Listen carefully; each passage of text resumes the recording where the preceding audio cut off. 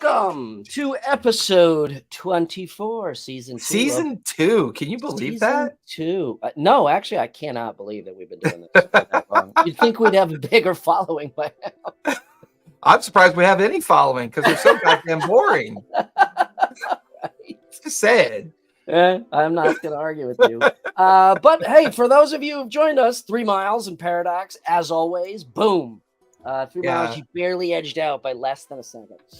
Thank you for joining us tonight for Lawfully Chaotic. Tonight, we are going to finish what has inadvertently become a series focused on zombies and the apocalypse theme in gaming. I think we're wrapping up that series today, right? With the Zombicide board game, yeah. Yep. Tonight, we will be talking about a board game by CMON Games, Zombicide, which is... for the rants. No rants tonight. This is one of my favorite games. I love it. So there will be very little ranting, if any, tonight. But before we start, Jason, do you have any announcements? Yes. Gen Con is over. I've decided, I have made a corporate memo to myself. I am going next year. I don't care what I have to do. You know what? I must have got the same memo in my brain because I think I've decided the same thing. I'm going next year. I was so jealous of the pictures.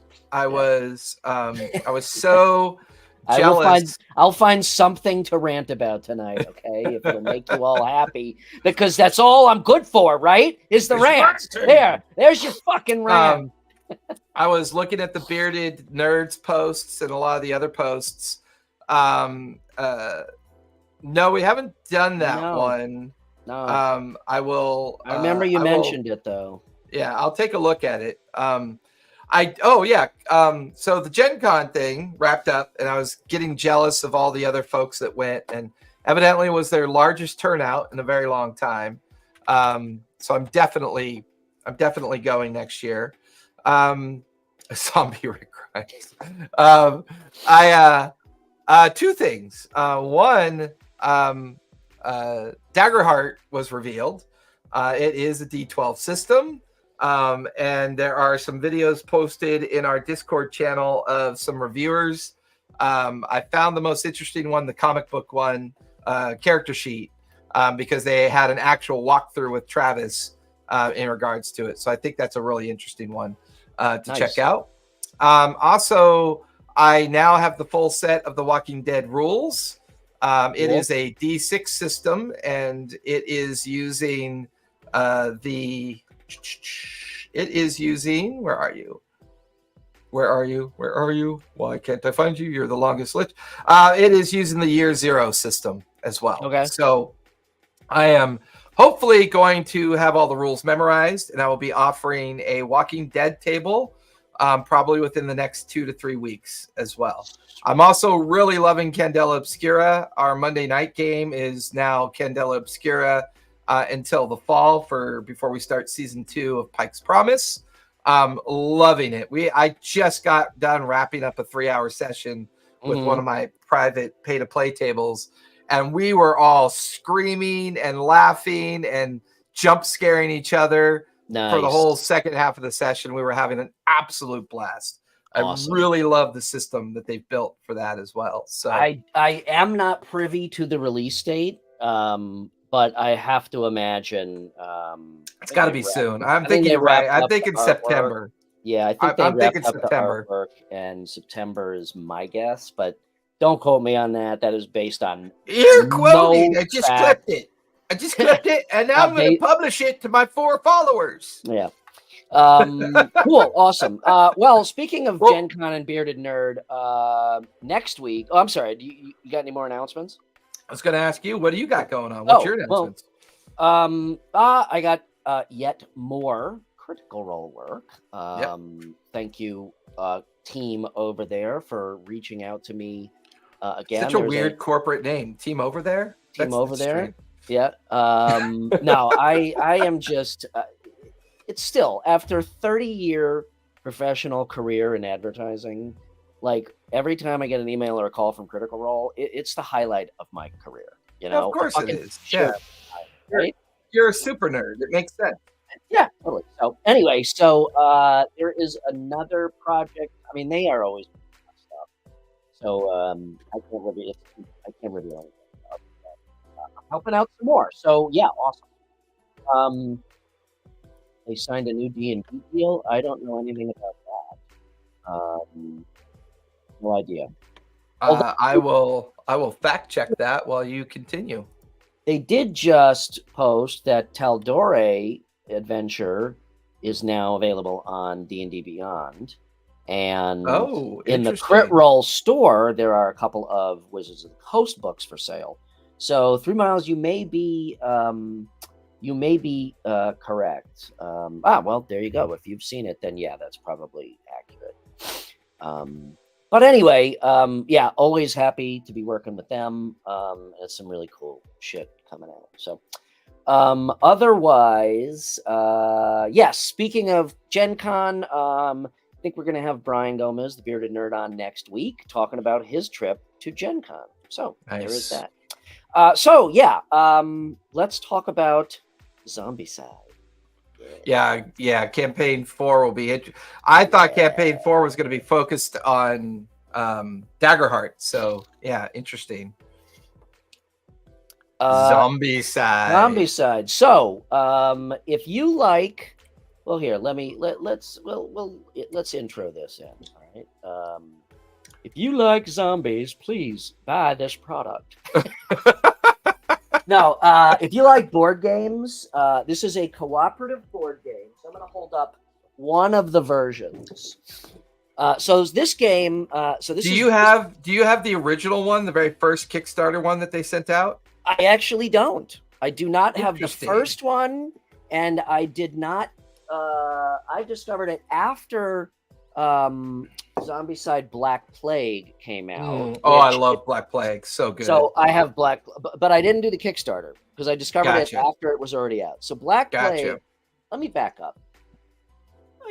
Let's start from the beginning. The very beginning of this. Yeah. So this is a cooperative board game that obviously has a set of rules devised to pit you and a group of survivors against zombies of a certain thing. And the game mechanics are, in my opinion, genius, because this game perfectly captures the feel of, we got to sneak into this old school to get, a bunch of freeze-dried lunches or something like that. Okay.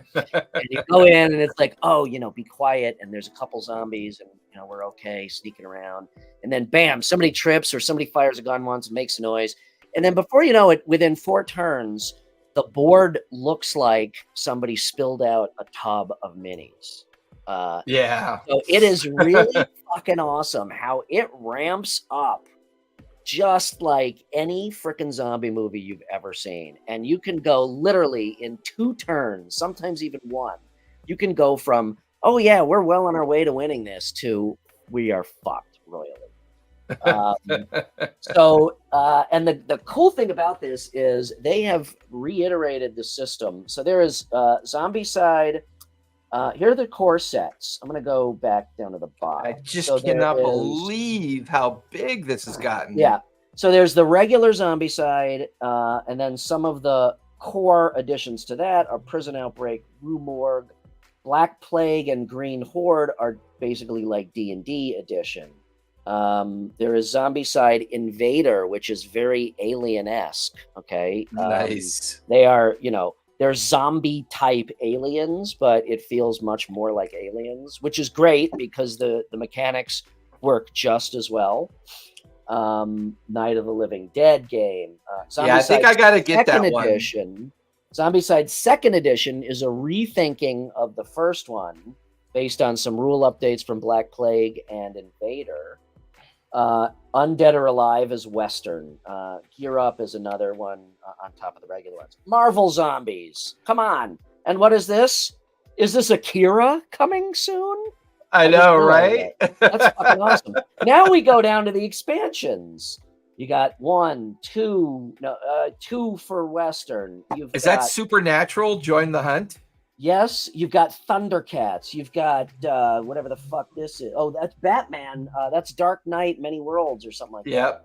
The Boys, Marvel Zombies, Ghostbusters. I've got that on order. I've got, look at this. I've got Danny Trejo. I've got President, the box of presidents. I've got fucking Iron Maiden. I've got Zombicide Black Plague. I've got Wolfsburg, which adds zombie werewolves. I've got the entire Kickstarter. I've got the entire Kickstarter for Invader, which is no joke, a stack of boxes and merch about 4 feet high. I've also got the entire Kickstarter for the second edition release, which again is a stack no shit about 4 feet high. I've even got hardcover comic books. Hardcover compendium comic books for Invader and the regular Zombicide. This was also a separate Kickstarter release. This is a tiny smattering of all of the shit that there is for this game.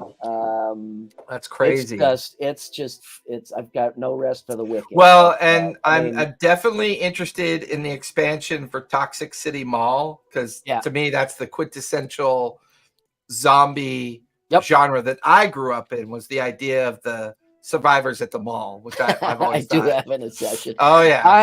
I am an absolute sucker for good board games these days, and good board games, in my opinion, is high production, obviously good system, good game, but high production value and a shit ton of miniatures. And nobody does that better than CMON Games. You buy a game of theirs and it may cost $80 to $100, but you get 80 fucking miniatures, which is like $1 a miniature if that's all you wanted it for. Yeah, and their sculpts and their quality are basically, in my opinion, second only to like Games Workshop, believe it or not. That's saying a lot about the quality, but I don't know if I want to bring their name down to the muddy ground of Games Workshop. I'm speaking only production quality of the miniatures, but no, but I mean their games they're freaking awesome, and that's why I've backed these Kickstarters all in. Well, and the board game universe is pretty prolific too when it comes to zombie games. Like, I didn't realize how many were out there. And one of the ones that came up a couple times is Dead of Winter, which looks pretty good as well. And then I was looking at something called Last Days, a zombie board game that was looking kind of interesting. But still, like, the general consensus, it seems to be the Zombicide is the one to beat, like, to knock off that pedestal of like creativity, value, production work. Yeah, it is. And I mean, the way the game, I think this one, let me see what's in this box. I don't know if there's map tiles in here. And I'm wondering how much they were influenced by the PC game or console game Left 4 Dead. I don't know if you've ever played that. I'm not sure. So here's an example of a map tile, so it's got a bunch of rooms on it. It's very clearly marked which is a space, which is an area, what is a door. You've got stand-up doors that you put on that are either open or closed. There's an element of noise, because noise attracts zombies. So every attack is an element of noise. There is tons of equipment. There's different characters that you can play. I mean, there's a shit ton of characters you can play. Who's your favorite character so far? I can't even answer that because there's so fucking many of them. I can. Who? Skater Girl. Skater Girl? She's my favorite. Okay. That's like to me, it's she's. I haven't even played close to all of them because I've got so many. Well, play the damn game, son. No, I play the game. I'm telling you. You know what? Tomorrow I'm gonna get all my Zombicide stuff and put it in a pile. I can't tomorrow. I'm going to a Cubs game. This weekend, okay. This weekend, Roller Girl. It's Roller Girl. Yeah. This weekend, I will put together all my fucking Zombicide shit, and I'll take a picture of it, and you will shit your pants. That's funny. That's hysterical. but I can't stop buying it because it's fucking awesome. It's good quality. So the map is always changing because each tile has a number of rooms on it, and you put those tiles together. You know, the mission tells you exactly how to set up. There are spawn points where zombies appear. You know, a few of them start on the board, and then you have spawn points. You get equipment, so you can upgrade your character both with skills and equipment. It feels very, you know, it feels very close to breaching the line to role-playing game, which I love. Even though it's a board game, there's a lot you can invest in your character by the shit that you pick up. You can search areas if there's no zombies there. If there are zombies, there's a rule. If you leave an area with zombies, they all follow you, and they tag everyone from the room tags along. So you're like pulling this train of zombies. And then every turn you flip over cards, which tells you how many zombies spawn, where they spawn, perhaps if there are also like abominations, which are much larger and tougher. And then there are other zombies that facilitate spawning regular zombies. So the reason I think this game is so successful, because there are a lot of cooperative games, and some of them, for whatever reason, be it the actual mechanics or how the rules interact with that particular theme, some of them, in my opinion, work better than others. Some of the great thing about cooperative games is that you can also play solo for obvious reasons, okay? Because whether it's a team or one person, you're still playing against the rule book, not other players. Which is awesome. I love that. However, on some solo play games or cooperative games, it almost becomes like rote. You know, like you could press the button and the game could just play itself. Sure, they can all do that in a way, but some of them, like I said, in my opinion, just seem to fit the cooperative play style better. This one does it to a T, as I said, because the mechanics just work so damn well with the zombie theme. You know, that mindless just churning them out and whatnot just works so well with that cooperative type of mechanic that it's no wonder that, you know, everybody in this particular niche space is chasing Zombicide.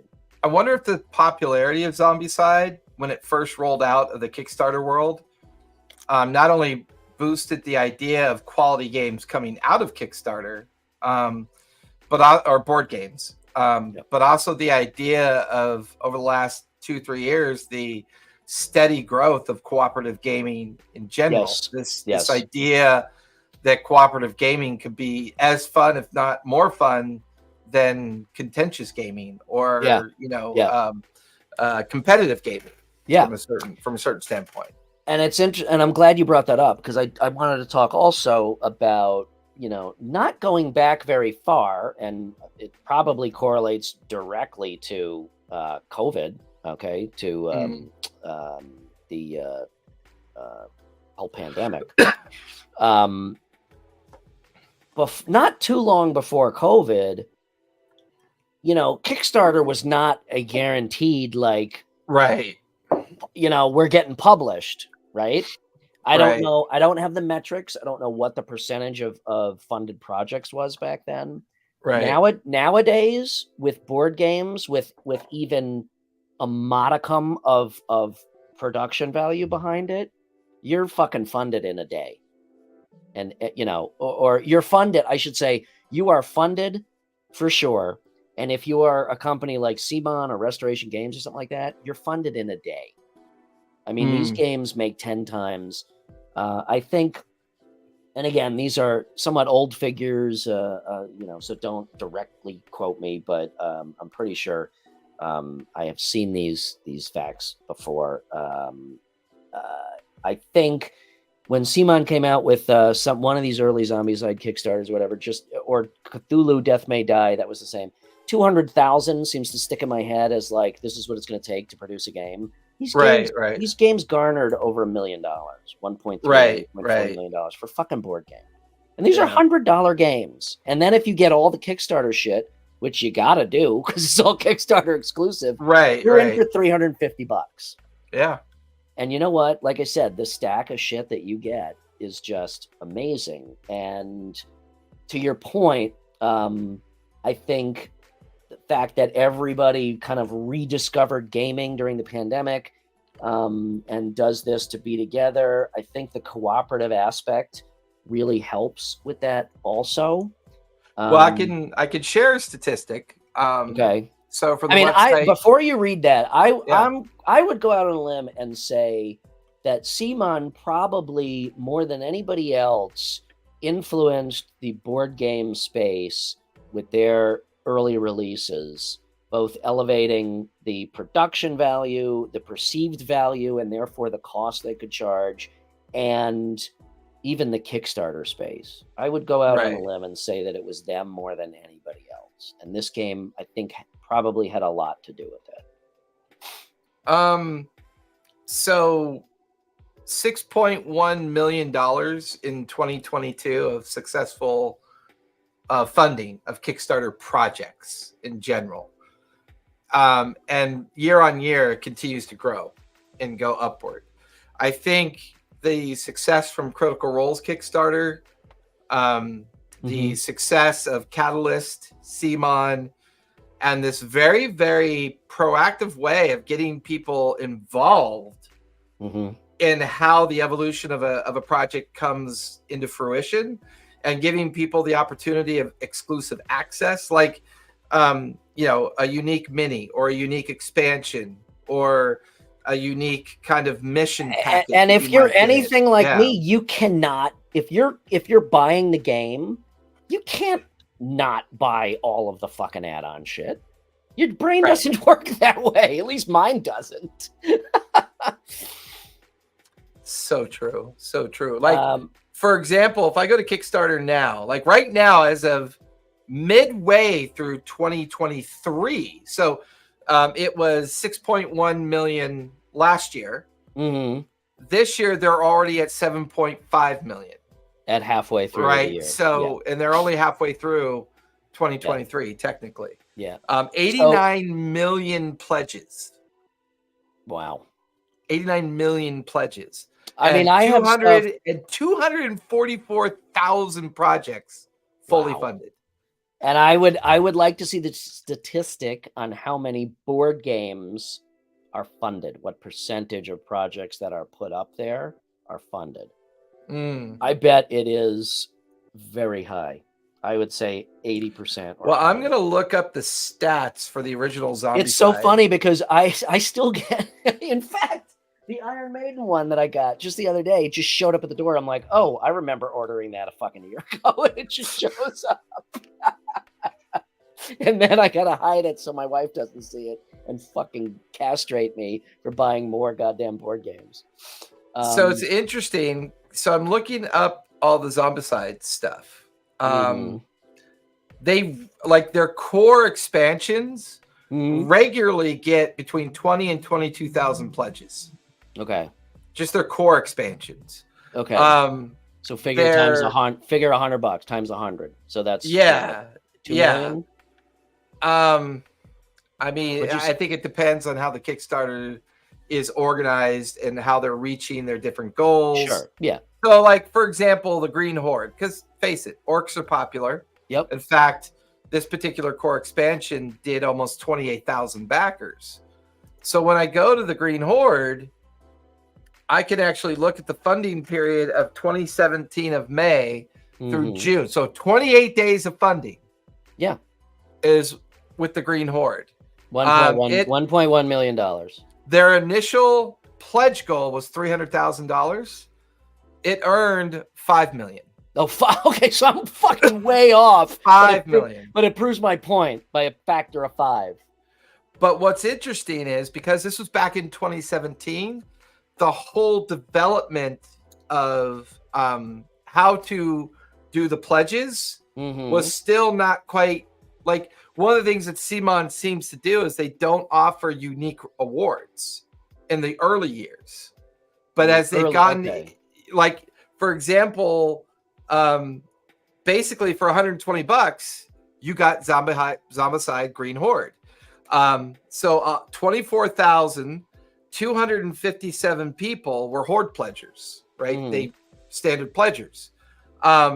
But that's a gap. So even though the backers were 24,000, the total backers were 27,000.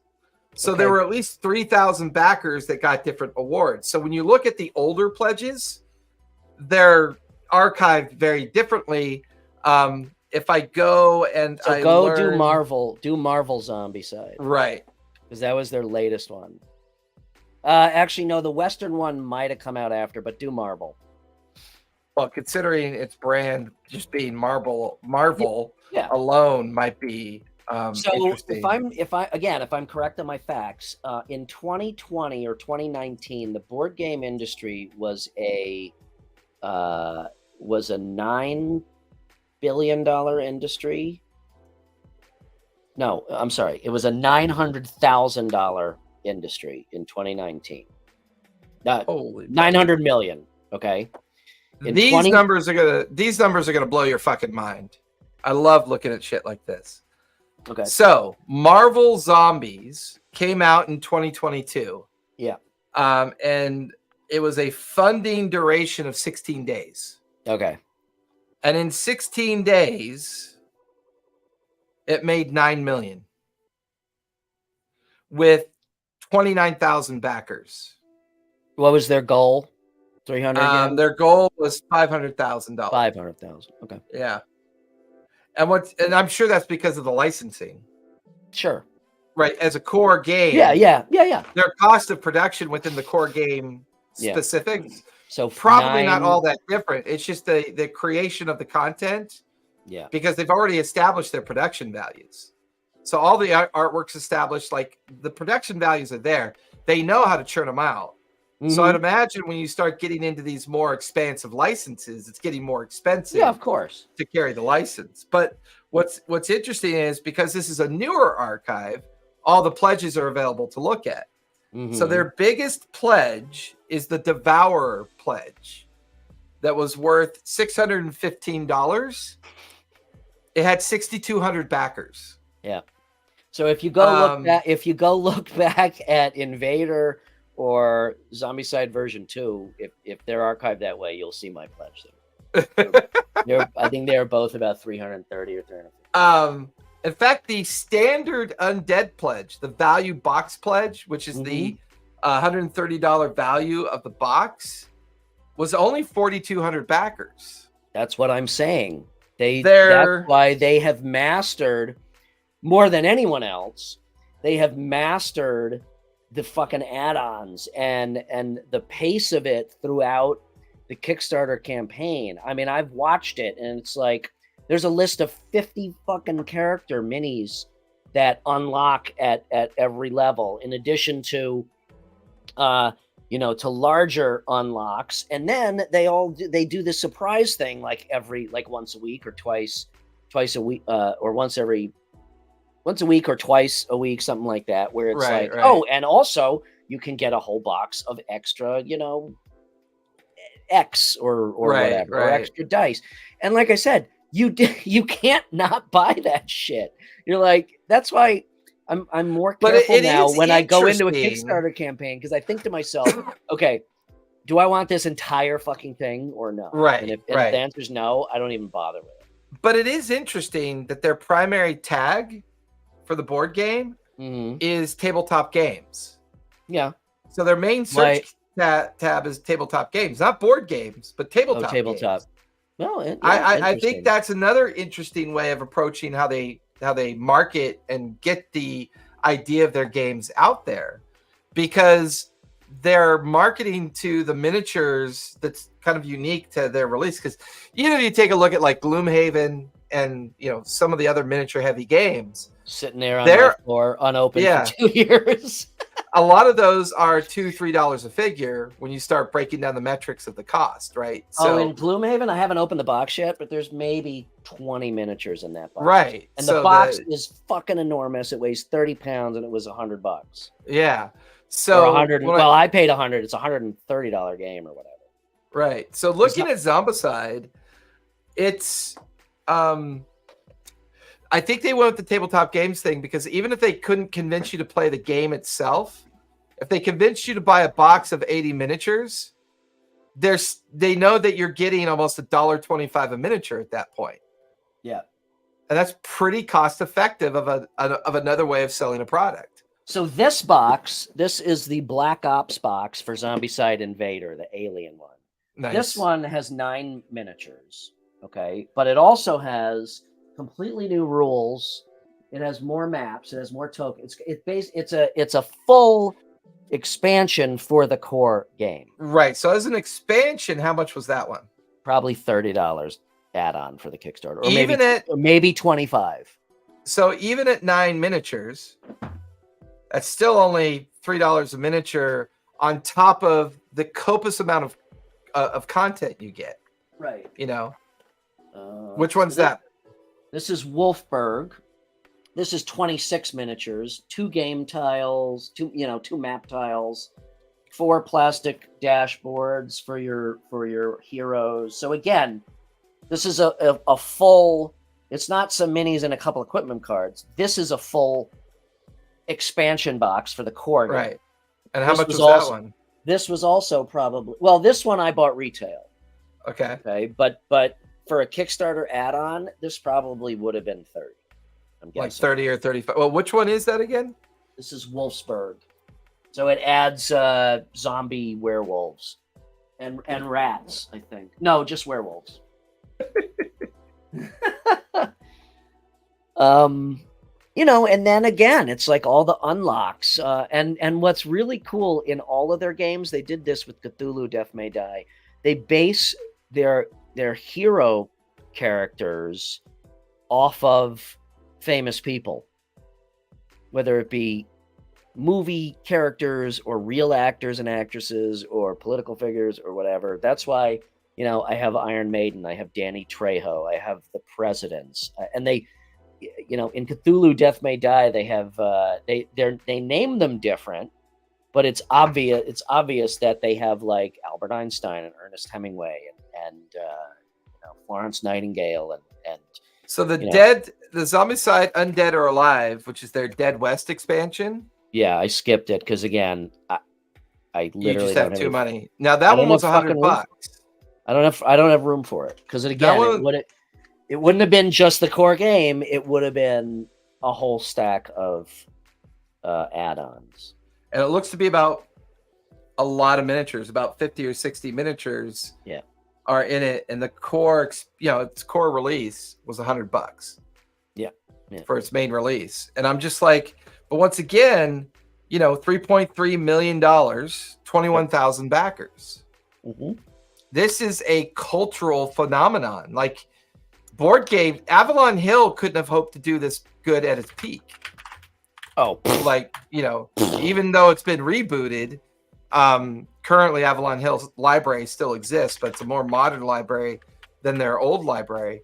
But I think Zombicide has proven that if you follow a formula of quality, content, production value, aesthetics of how you present your idea, they not just them, all of the companies, most of the companies out now are doing it. But I think they were the biggest. I think they laid the groundwork for it. I think they were one of the ones that laid the trail.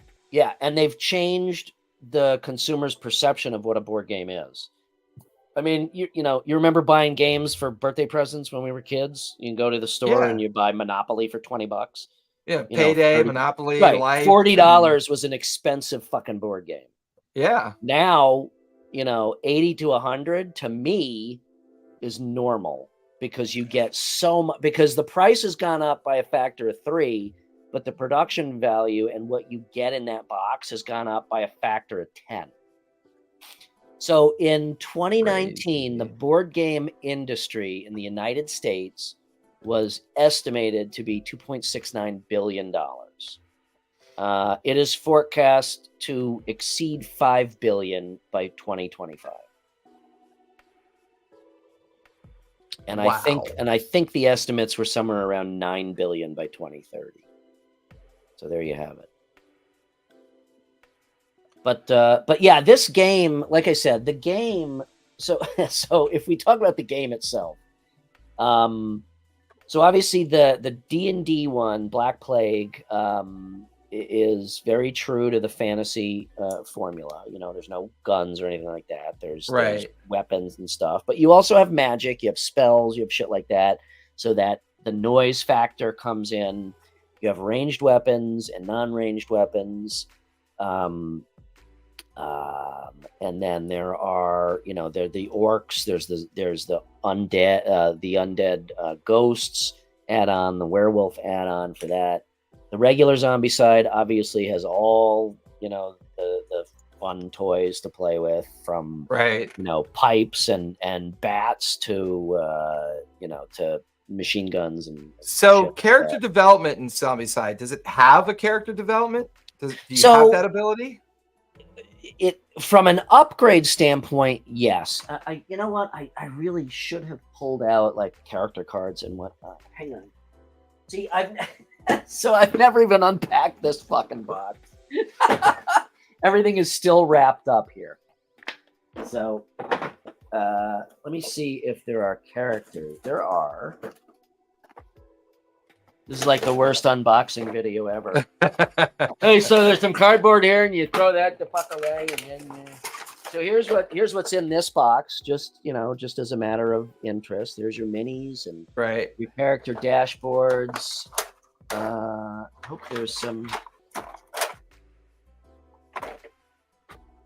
So there aren't hero cards in here, but I can show you just off the dashboard. So you put your hero card in the center here, and then off to either side is equipment, and then so you can find equipment throughout the game. You can find equipment throughout the game. There's armor, equipment. Here's your character, and then you also have like a level of skills. Okay, so you can update, you can upgrade. Well, here actually, so there's this stress thing right here on the bottom. So as the game progresses, the overall stress factor goes up. Every time the stress factor goes up, you can upgrade your skills. Okay. You also have health. All right. And then the stress factor also determines, or it also affects how zombie spawn works. Right. So every card you draw, you have to. That's right. Yeah. Right, so you read like, oh, we're in orange, so I read that, and you know, more zombies can come out. Yeah, that's right. Yeah. The equipment obviously enhances your character. You have skills that correlate to specific equipment or specific abilities and whatnot. So, in a very rudimentary way, I like how the dashboard's like a little tablet. Like, oh, it's awesome, yeah. Which makes you feel like you're playing on like a one of those pads, like for a console or something, like a data pad or something. Yeah, and everything, you know, it's all molded, so everything fits in its little space with pegs and stuff. And the cards fit in there. It's just fantastic from a playing standpoint too. Knowing what you know about Zombicide, can you remember in your life the very first game that you bought that had that same feel of Zombicide as a kid? From I know which one it affected. From what standpoint? Feel like a big box, heavy, lots of stuff in it. Like it felt Axis and Allies. That's what I was. Yeah, I agree 100%. Yeah. Like I could still remember standing in that toy store and seeing that board game, going, what in the hell is that? I mean, it was is that huge. Really a box of all those fucking army men? It was great. Yeah, that's what comes to mind whenever I think about the cultural influence of like the first rollout of Zombicide. And then once Zombicide came out in 2011, it was all of a sudden people were picking up on that and going, bigger box sets, bigger games, bigger board games. I didn't even know. Boxes. That's interesting because I didn't even know that it happened that far back. Well, I'm looking at I would have said like 2018, 2019. No, further back than that. Definitely further back than that. I'm looking at their established company, which was 2011. So I mean, not 2018 for the original Zombicide. I just meant the want for these higher value, higher price games. I'm surprised it goes back to 2011. So Zombicide published in 2012. Okay. The original Zombicide published in 2012. It's interesting. It really took off 4 years ago. Yeah. Yeah. And then it really took off during COVID. Because you're stuck in your home and people were playing more board games and they were at the dinner table. And I think it took off because even Black Plague was kind of under the radar a little bit. I want to say that it took off with Invader.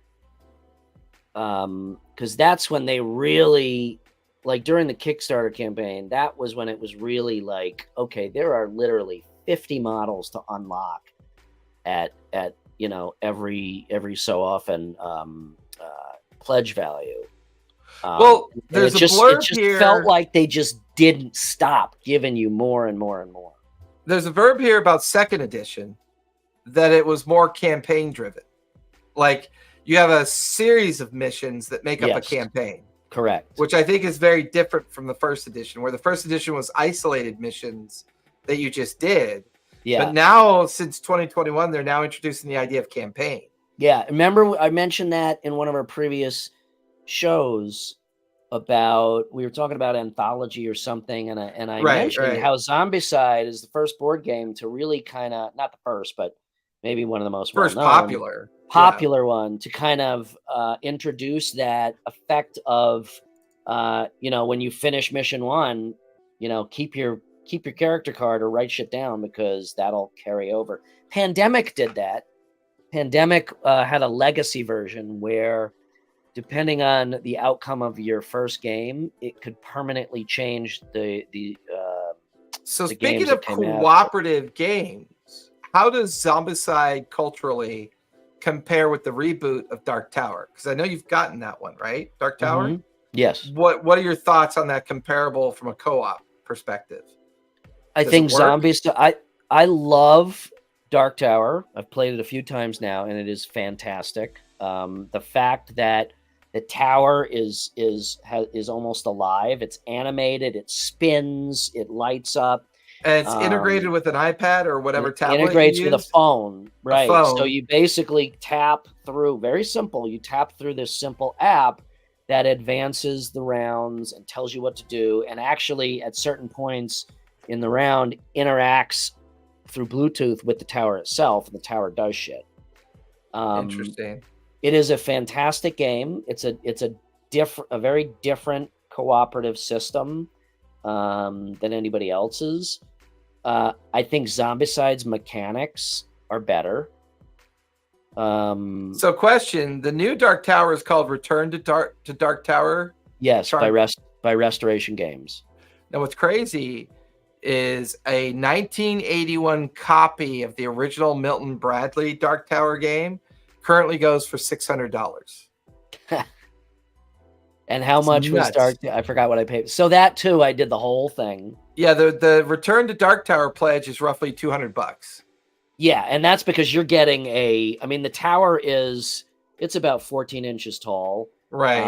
And it's about that big at the base. And the cool Dark thing Tower is, Dark Tower came out last year, right? I think a year ago. I think I got it last year.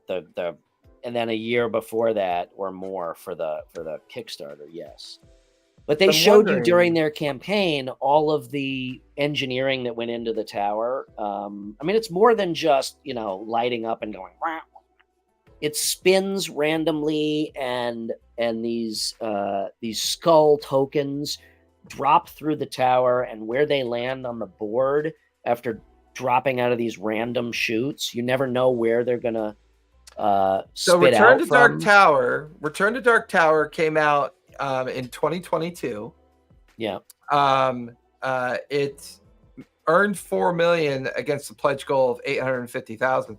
The reason why I'm bringing this up as a compare, it makes me wonder if Zombicide is going to look at the digital integration aspect of the success of Dark Tower and wonder if Zombicide has some room for some of that possible digital interface. I'm sure they will, and that would be a good way to track the campaign version of playing a board game, like an app. Exactly, because a board game, and you know, we're treading on dangerous ice here because we're starting creating down that ideas in the public space. No, not that, but we're advocating for more digital takeover of hands-on board games. Well, interaction versus takeover. There's a difference. If they tried to replace an entire content in a single digital aspect, I would agree with you. But yeah, I like the idea of taking a favorite game like Zombicide, coming up with an app that allows you to maintain a campaign, because in the remote space, like just this alone, I mean, I have a studio where, you know, recently we played Castle Panic, which is an amazingly fun game. I could set up the camera, and I've begun to realize I can play board games with people remotely. Sure. You could pull it off. If it's a cooperative game, yeah. Yeah, absolutely.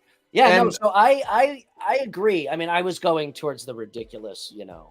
I know, you usually do. Since you haven't had a successful rant, I figured I told you, there's not going to be. I love this game. I know. Buy this game. Buy this game and play it because it's funny shit. But no, yeah, an app that would even just to say like, okay, here's your character. So when you set it up again, here's where all your little pegs and cards and shit are. Right. Oh, another one, Dice Throne. Another one of my favorite fucking games of all time from Roxley is Dice Throne. Okay. That is not co-op. That is a combo of, I like to say that that's a combo of Magic the Gathering, Mortal Kombat, and Yahtzee. Okay. Ooh, it's got a season, Noble Knight Games. No, Noble Knight is a retailer. It's Roxley Games. Roxley, there it is. Yeah.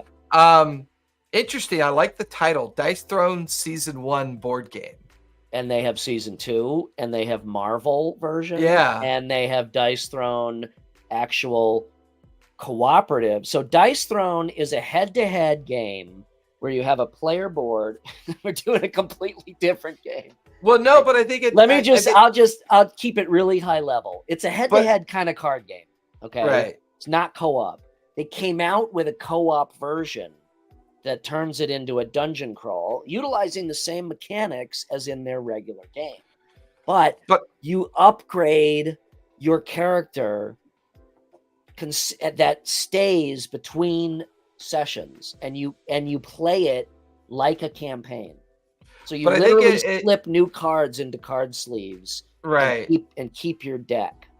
But I think it plays into the narrative of the cultural influences of Zombicide as one of the most successful board games in the marketplace. You know, and I think as people look at the production value of Zombicide, the miniatures, the tabletop notion versus a strict board game notion, missions, and then now you can do campaigns, and the fact that as your character moves through the world, you've got this cool little dashboard where you can manipulate and find equipment and find armor, and so you still have that interactive live feel of a board game.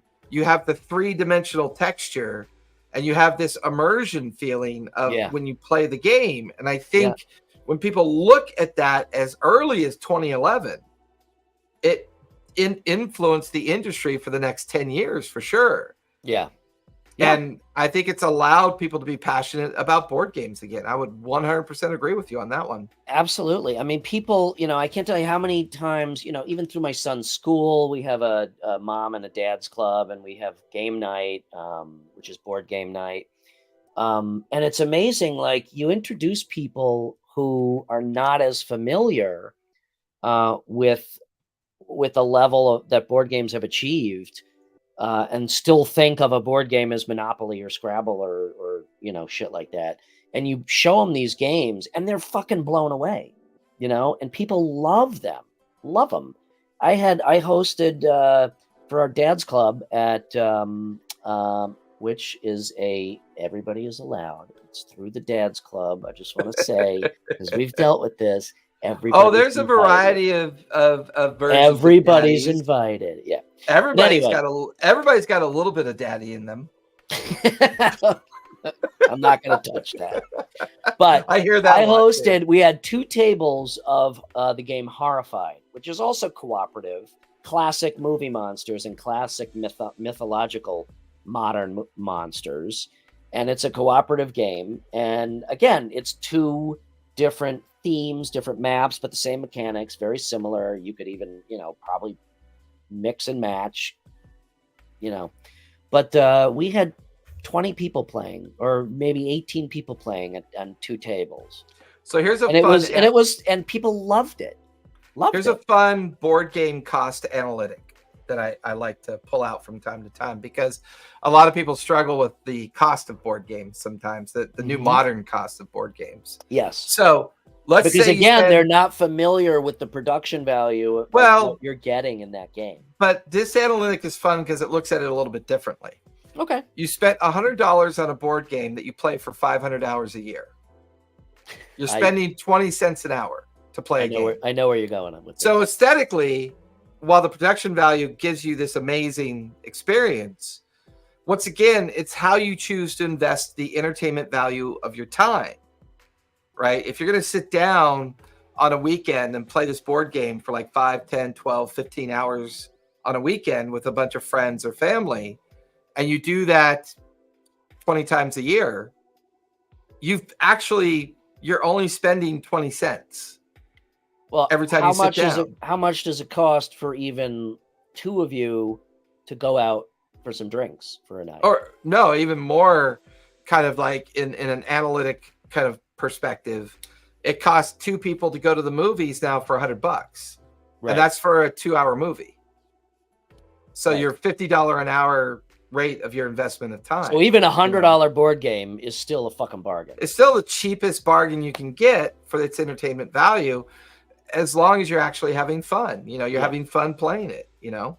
And something else interesting that I will mention about the I enjoy both competitive and co-op board games. I just like playing. I enjoy co-op more than competitive because I like planning things with people. But yeah, go ahead. I like that, and like I can be competitive, but I just like playing. So if I'm losing, it's okay. Okay. My son he's the worst fucking loser ever. So is my 13-year-old daughter. So it's fine. She's a terrible So I can't loser. even play games with him that are competitive. Competitive because it's going to end up with us in a gigantic argument because he's throwing a fucking fit, and then I throw a fit, and then we don't play again for 2 months, and then he's like, "Hey, let's play dice throw." And I'm like, "Are you going to throw a fit?" No. Guess what happened? So, but that's an extreme version. So Monopoly night. Exactly. How many times we got fuck this? Yeah, if you always buy Boardwalk, fuck you. Right. But you or even better yet, they get mad and quote, "You monopolize everything." That's my favorite quote. I love that one. But what I've noticed is for people, that are not necessarily board game people, they enjoy them, but it may take a little convincing for them to play. Like my wife, she much prefers cooperative games. It gets her into the game more, or into any game more, and it gets her playing, and she enjoys it because it is a collaborative. Nobody's arguing, nobody feels bad, type of thing. So I get that. I think that's a really interesting side effect of the co-op games. Also, I think they're really awesome. I would say, if I had to choose, I would say I enjoy co-op more because there's so much more that you can do with it. Yeah, I feel the same way. Competitive games have their limitations, I think. Yeah. And they become obvious limitations because in my world, I look at things overly in an analytical perspective. So when I view things, it's like at one point I could break down the probability factor of any game that relies on a random number generator, right? So the more that you insert randomness within the idea of the random number generator, the more probable outcomes you get. The more probable outcomes you get, the more you have to do, right? Like a really good example would be there is. Like a good example is Axis and Allies. Axis and Allies is a direct head-to-head competition game that has attackers and defenders, and the variation of the attack and defend outcome is very linear, right? It's linear and set in the basics of the mechanics. There's not a lot of variety to that game. No, and the playability, as great as it is, the replayability I would rate as very low. I totally agree. And the value of that game is playing it for a very long time in a single setting versus replaying it multiple times, because eventually the possibilities diminish to zero. Right. With a game like Zombicide and these more cooperative games, the outcomes are endless because of the huge amount of variables. Yes. And I think those huge variables create a lot more fun for the players. And once again, we're going to do another show about this because I'm seeing things in the creator space that's very cringy to me. How so? The difference between complexity, mechanics, and action economy, and I'm going to say it, everyone's getting it wrong. They're all getting it wrong. And I find it frustrating. And I'd love to circle back. Your definition of action economy is different. Well, but remind me of your definition. And I'm not saying it's wrong. I'm not picking on you. Remind me of your definition of action economy. It's kind of irrelevant to the point. Action economy is defined by the players. Okay. So it's up to them to determine how they use that action economy. What I threw in here that's a little bit different is that there's a lot of people talking about complexity. Okay. And complexity is a descriptive term of what they think is good or bad about the mechanics and how the action economy works. So I think that trifecta narrative would make a very good conversation for a show. Absolutely. So that we could talk about what all that means, because I still think to this day people are getting it wrong, and I'd like to dissect that even further. But I would love that. I digress because we somehow managed to turn because complexity. Complexity and how deep the mechanics are. I think that's where people miss the point. But the value of a co-op game like Zombicide to me, hey Dragon Painter, the value of a co-op game like Zombicide to me is that the complexity takes a back seat to everything, because it's a co-op game where people are helping you understand the game, because the competitive nature of it isn't there. It's us versus the system. Yes. And that's a very relevant cultural narrative right now. Us versus them, us versus the system, us versus the things that are trying to take everything away from us, right? It's culturally relevant to people when they sit down. And as a co-op, the mechanics go out the door, because there's so many people, or not the mechanics, the complexity goes out the door. Yeah. The co-op value is the mechanics and the action economy shared amongst people having fun. Yeah. And therefore the popularity of co-op games, I think, is going to continue to skyrocket, because Zombicide set that pace. It set the conditions that were perfect for a co-op game. Yeah. And that's a very astute observation, is that just from a cultural zeitgeist, that is like, I think people just want to, even as much as people are in a shitty mood and at each other's throats these past few years, I think people want to work together. They want to solve problems together. So I love this question because everything can be made competitive. The question is, can you do it, in such a way that both the competitiveness of it's still fun and doesn't overwhelm the importance of the co-op. So one of the things I think that can be done quite well for Zombicide is you could run a tournament on a point system. Mm-hmm. So as teams of players play second edition, whoever, each mission is worth 3 points, right? And each completed campaign is worth 10 points. Yeah. So, so you could create a sense of competition without diluting the value of the co-op. Well, here's something though. I think that is the simplest form of how to compete. Correct. It's just a bracket system, a simple bracket system, which can be done with a lot of games. However, I think Zombicide does lend itself to that very, very well, probably more so than a lot of games.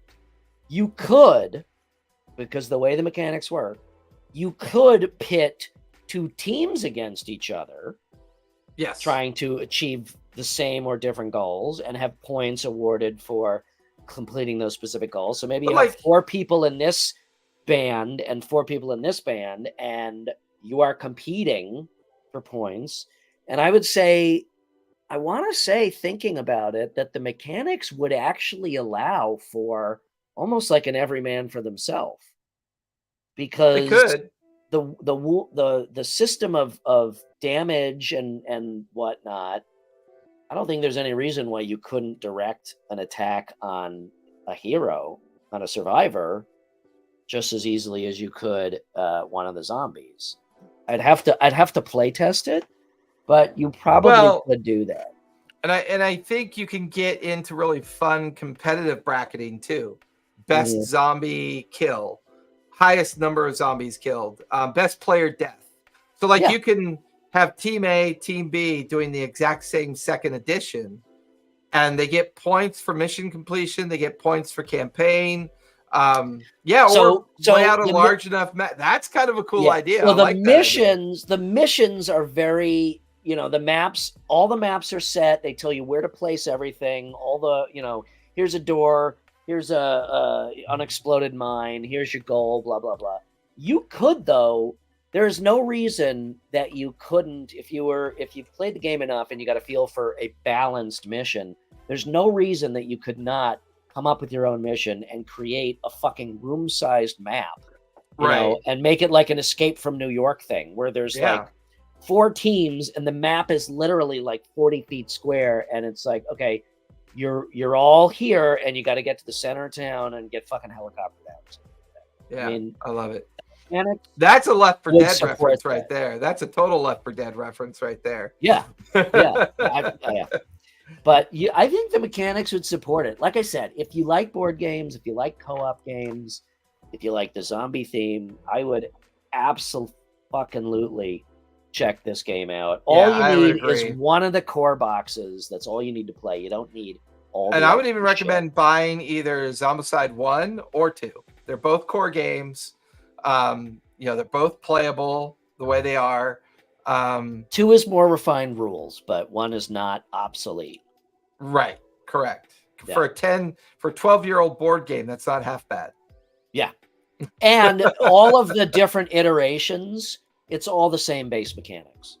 Like one version, Marvel might introduce an extra set of mechanics, whereas, the space one, Invader, has a couple extra sets. It has like sentry guns and shit like that, but it's all within the same system. So you could theoretically play a multi-worlds version of Zombicide. Right.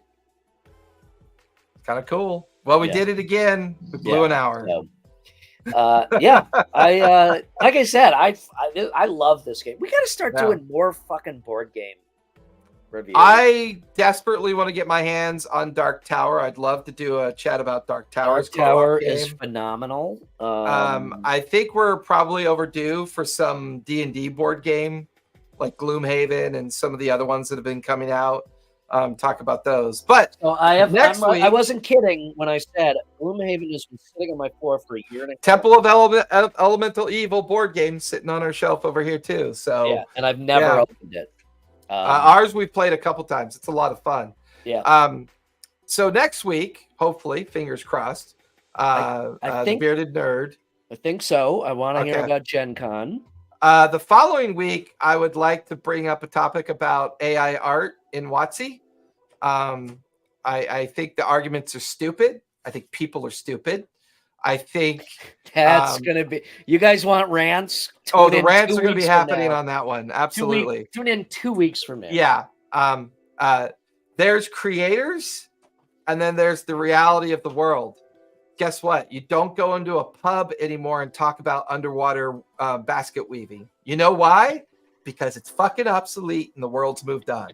So fuck that shit. Anyways, so yeah, I think the week after we have the bearded nerd on, we'll talk about AI, WotC, and this stupid uproar over the art thing, which I think is stupid. What is what is the uproar?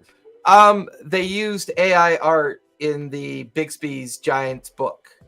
Okay. And evidently everyone's saying that's bad. Well, it was the same thing with the intro to Secret Invasion. Yeah, but no one said that was bad. I didn't see. Yeah, they did. People were up in arms about not hiring real artists and doing it in Midjourney. Well, poop. I don't care. Doesn't make me mad. You and I may actually. There's going to be a shit ton of rants, but you and I may be ranting at each other. So are you guys going home? Okay. So next Thursday we'll get the bearded nerd on. The following Thursday we'll prepare for the AI WotC story. I think that will be a lot of fun because we have a lot of different opinions on that, and I love it when we prove to the world that you could be on total separate spectrums and still have a similar love for things while disagreeing about outcomes of things. Fuck you, man. I wish the world would get back to that. It would be a better world. Yeah. And then I think maybe a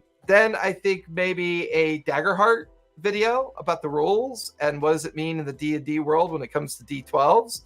Done. Yeah, that would be cool. Done. I'd be down with that. Yeah. Thank you, Kurt, for that. I'll be down with that. Done. So yeah, we've got our next. I think we're probably planned out to. Okay, that's fucking funny. Oh yeah, okay. I like that. I like that idea. All right, everybody. Actually, you know what? Yeah, that's Brian. Yes, you gonna hold on. All right. Okay. I'm gonna make a boxing poster, and you're gonna make an AI version of a boxing poster. You versus me, because I think we're at odds on this. On this one, so I love that idea. I've already taken a picture of me and you tonight. And I'm going to use that in the render and see what it comes up with. Well, send me those pictures. Oh, I will. So that will be our base, the same picture, and then we will iterate on that. Oh, I love this. Kurt, all right, Brian, where can we find you? Sending you a t-shirt for that idea. Seriously. DM me on Instagram. You can find me at RPG & Co. on Instagram. Best place to find me. Always open to chat about game shit or advertising shit or branding shit or whatever. So yeah, I just like talking about shit. So that's the best place to find me. Also check out playrpgandco.com for a lot of cool, if I may say so, apparel, cool merch, shit, cool merch. Yep. Awesome content. A lot of it from Jason, a little bit from me, and a little bit from the Bearded Nerd. Yep. So check those out. Yeah. Where can we find you? You can find me over at the TTRPG Academy on Twitch. If you click on About Us, you'll find all my fun socials of where I exist. I'm currently working on an amazing project with the RPG Club, which hopefully will be done within the next week or so. And I'll be expanding my tables once that's done.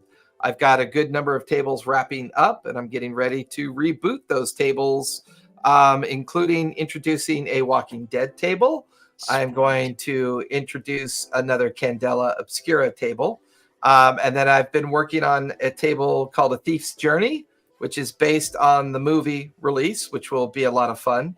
Cool. It takes you from Baldur's Gate all up the Sword Coast to, Daggerford and up into Waterdeep and up into Neverwinter, 10 towns, and designed to just give you this amazing tour of the entire Sword Coast. One of my favorite play areas to play in. So awesome. Yeah. Mine too. I love the Sword Coast. I would world. I've been seriously thinking about world building. I would still carve out the Sword Coast and paste it on whatever else I'm doing. Yeah. Anyway, I've always found its lore to be very intriguing, fun, very adaptable, changeable, a source of the Moonshae Isles. And you know what? Maybe that's another show we could do. We talk about the importance of Sword Coast and how it really does a great job of organizing content that's very easy to use. I would love to do that. Yeah. Done. All right. All right. TPK. Tell a story. Play a game. And be kind. Be kind. Good night, everybody. Thank you all for joining us.